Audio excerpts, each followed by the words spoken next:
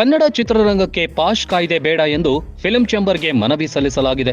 ನಿರ್ಮಾಪಕ ಟಿಸಿ ವೆಂಕಟೇಶ್, ನಟಿ ಭಾವನಾ ರಾಮಣ್ಣ, ನಿರ್ಮಾಪಕ ಗುರುಪ್ರಸಾದ್ ಸೇರಿ ಅನೇಕ ಕಲಾವಿದರು, ನಿರ್ಮಾಪಕರು ಫಿಲ್ಮ್ ಚೇಂಬರ್ ಅಧ್ಯಕ್ಷ ಎನ್ಎಂ ಸುರೇಶ್ಗೆ ಮನವಿ ಸಲ್ಲಿಸಿದ್ದಾರೆ. ಮೊನ್ನೆ ನಡೆದ ಸಭೆಯಲ್ಲೂ ಸಮಿತಿ ರಚನೆ ಮಾಡೋದು ಬೇಡ ಎಂದು ಟಿಸಿ ವೆಂಕಟೇಶ್ ಹಾಗೂ ಭಾವನಾ ರಾಮಣ್ಣ ವಿರೋಧಿಸಿದ್ರು.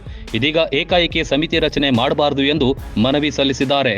ಇದರಲ್ಲಿ ನಾವು ಮನವಿ ಏನು ಕೊಟ್ಟಿದ್ದೀವಿ ಅಂತ ಹೇಳಿದ್ರೆ, ಯಾವುದೇ ವರದಿಯನ್ನ ತಾವು ಕೊಡಬೇಕಾದ್ರೆ ಆಯೋಗಕ್ಕೆ ಅಥವಾ ಸರ್ಕಾರಕ್ಕೆ ನಾವೊಂದು ಸಮಿತಿಗಳನ್ನ ಮಾಡ್ಕೊಂಡಿದ್ದೀವಿ. ಎಲ್ಲಾ ಹಿರಿಯ ನಿರ್ಮಾಪಕರು, ನಿರ್ದೇಶಕರು, ತಂತ್ರಜ್ಞರು, ಕಲಾವಿದರು ಸೇರ್ಕೊಂಡು ಮಾಡ್ಕೊಂಡಿದ್ದೀವಿ. ನಾವು ಸಮಗ್ರವಾಗಿ ವಾಸ್ತವ ಮತ್ತು ನೈಜ ಸ್ಥಿತಿಗತಿಗಳನ್ನ ನಿಮ್ಗೆ ವರದಿ ಮುಖಾಂತರ ನಮಗೆ ಸಲ್ಲಿಸ್ತೀವಿ.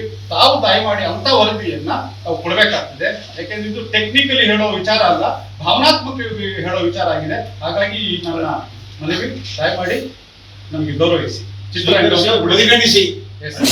ಮುಖ್ಯಮಂತ್ರಿ ಸಿದ್ದರಾಮಯ್ಯ ಅವರು ಇಂದು ಸರ್ಕಾರದ ವತಿಯಿಂದ ವಿವಿಧ ನೇಮಕಾತಿಗಳ ಪ್ರಗತಿ ಪರಿಶೀಲನೆ ನಡೆಸಿದರು. ಸಭೆಯಲ್ಲಿ ಸಚಿವರಾದ doctor G Parameshwar, HK Patil, Eshwar Khandre, K Sudhakar, doctor MC Sudhakar, NS Bosaraju, Priyank Kharge, D Sudhakar, ಸರ್ಕಾರದ ಮುಖ್ಯ ಕಾರ್ಯದರ್ಶಿ doctor Shalini Rajneesh, advocate general Shashikiran Shetty ಹಾಗೂ ಸರ್ಕಾರದ ಇತರ ಹಿರಿಯ ಅಧಿಕಾರಿಗಳು ಸಭೆಯಲ್ಲಿ ಭಾಗವಹಿಸಿದರು. ಮುಖ್ಯಮಂತ್ರಿ ಸಿದ್ದರಾಮಯ್ಯ ವಿರುದ್ಧದ ಮೂಡಾ ಹಗರಣ ಸಂಬಂಧ ರಾಜ್ಯಪಾಲರು ಪ್ರಾಸಿಕ್ಯೂಷನ್ಗೆ ನೀಡಿದ್ದ ಅನುಮತಿ ಪ್ರಶ್ನಿಸಿ ಸಲ್ಲಿಸಿದ್ದ ಅರ್ಜಿಯನ್ನ ಹೈಕೋರ್ಟ್ ನಿನ್ನೆ ವಜಾಗೊಳಿಸಿದೆ. ಸಿಎಂ ಸ್ಥಾನಕ್ಕೆ ರಾಜೀನಾಮೆ ನೀಡುವಂತೆ ಬಿಜೆಪಿ ಪ್ರತಿಭಟನೆ ನಡೆಸುತ್ತಿದೆ. ಬೆಂಗಳೂರಿನಲ್ಲಿ ಬಿಜೆಪಿ ಕಾರ್ಯಕರ್ತರು ಸಿಎಂ ಸಿದ್ದರಾಮಯ್ಯ ಅಧಿಕೃತ ನಿವಾಸ ಕುಮಾರ ಕೃಪಾ ಮುತ್ತಿಗೆಗೆ ಯತ್ನಿಸಿದ್ದಾರೆ. ಮುಖ್ಯಮಂತ್ರಿ ಸ್ಥಾನಕ್ಕೆ ರಾಜೀನಾಮೆ ನೀಡಬೇಕು ಎಂದು ಘೋಷಣೆ ಕೂಗಿದ್ದಾರೆ.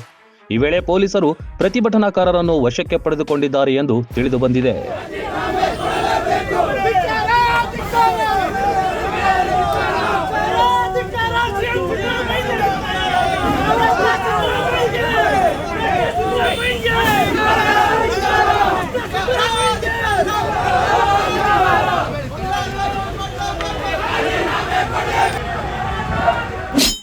ಇನ್ನು ಮೂಡಾ ಹಗರಣ ಸಂಬಂಧ ರಾಜ್ಯಪಾಲರ ನಡೆ ಪ್ರಶ್ನಿಸಿ ಸಲ್ಲಿಸಿದ್ದ ಅರ್ಜಿಯನ್ನ ಹೈಕೋರ್ಟ್ ನಿನ್ನೆ ವಜಾಗೊಳಿಸಿದ ಬೆನ್ನಲ್ಲೇ ಇದೀಗ ಮೂಡಾ ಹಗರಣ ಸಂಬಂಧ ಖಾಸಗಿ ದೂರಿನ ವಿಚಾರಣೆ ನಡೆಸಿದ ಜನಪ್ರತಿನಿಧಿಗಳ ವಿಶೇಷ ನ್ಯಾಯಾಲಯ ಎಫ್ಐಆರ್ ದಾಖಲಿಸಿ ವಿಚಾರಣೆ ನಡೆಸುವಂತೆ ಆದೇಶ ನೀಡಿದೆ. ದೂರುದಾರರಾದ ಸ್ನೇಹಮಯಿ ಕೃಷ್ಣ ಅವರ ಪರ ವಕೀಲ ಲಕ್ಷ್ಮೀ ಅಯ್ಯಂಗಾರ್ ಜನಪ್ರತಿನಿಧಿಗಳ ವಿಶೇಷ ಕೋರ್ಟ್ಗೆ ಹೈಕೋರ್ಟ್ ಪ್ರತಿ ಸಮೇತ ತನಿಖೆಗೆ ಮನವಿ ಮಾಡಿದ್ರು. ಈ ಅರ್ಜಿಯ ವಿಚಾರಣೆ ನಡೆಸಿದ ಬೆಂಗಳೂರಿನ ಜನಪ್ರತಿನಿಧಿಗಳ ವಿಶೇಷ ನ್ಯಾಯಾಲಯದ ನ್ಯಾಯಮೂರ್ತಿ ಸಂತೋಷ್ ಗಜಾನನ ಭಟ್ ತನಿಖೆಗೆ ಅನುಮತಿ ನೀಡಿದ್ದು, ಸಿಎಂ ಸಿದ್ದರಾಮಯ್ಯ ವಿರುದ್ಧ ಎಫ್ಐಆರ್ ದಾಖಲಾಗಲಿದೆ. ಮೈಸೂರು ಲೋಕಾಯುಕ್ತ ಪೊಲೀಸರು 6 ವಾರಗಳ ಒಳಗೆ ತನಿಖೆ ಆಗಬೇಕು ಎಂದು ಕೋರ್ಟ್ ಆದೇಶ ನೀಡಿದೆ. ಕೇವಲ ರಾಜ್ಯದಲ್ಲಷ್ಟೇ ಅಲ್ಲ, ಹರಿಯಾಣ ಚುನಾವಣಾ ಪ್ರಚಾರದಲ್ಲಿಯೂ ಮೂಡಾ ಹಗರಣ ಸದ್ದು ಮಾಡಿದೆ. ಸೋನಿಪತ್ನಲ್ಲಿ ನಡೆದ ಚುನಾವಣಾ ಪ್ರಚಾರದಲ್ಲಿ ಸಿಎಂ ಸಿದ್ದರಾಮಯ್ಯನವರ ಮೂಡಾ ಹಗರಣದ ಬಗ್ಗೆ ಪ್ರಧಾನಿ ನರೇಂದ್ರ ಮೋದಿ ಪ್ರಸ್ತಾಪ ಮಾಡಿದ್ದಾರೆ. ಕರ್ನಾಟಕದಲ್ಲಿ ಕಾಂಗ್ರೆಸ್ ಸರ್ಕಾರ ಅಧಿಕಾರಕ್ಕೆ ಬಂದು 2 ವರ್ಷ ಆಗಿಲ್ಲ, ಅಲ್ಲಿ ಯಾವ ಪರಿಸ್ಥಿತಿ ಉಂಟಾಗಿದೆ ನೀವೇ ನೋಡಿ ಎಂದು ಟೀಕಿಸಿದ್ದಾರೆ. ಕರ್ನಾಟಕದ ಸಿಎಂ ಸಿದ್ದರಾಮಯ್ಯನವರ ವಿರುದ್ಧ ಜಮೀನು ಹಗರಣದ ಆರೋಪ ಕೇಳಿಬಂದಿದೆ. ಅದರ ತನಿಖೆ ಶುರುವಾಗ್ತಿದ್ದಂತೆಯೇ ಹೈಕೋರ್ಟ್ಗೆ ಹೋಗಿದ್ದಾರೆ. ಹೈಕೋರ್ಟ್ ಕೂಡ ಅವರಿಗೆ ಚಾಟಿ ಬೀಸಿದೆ.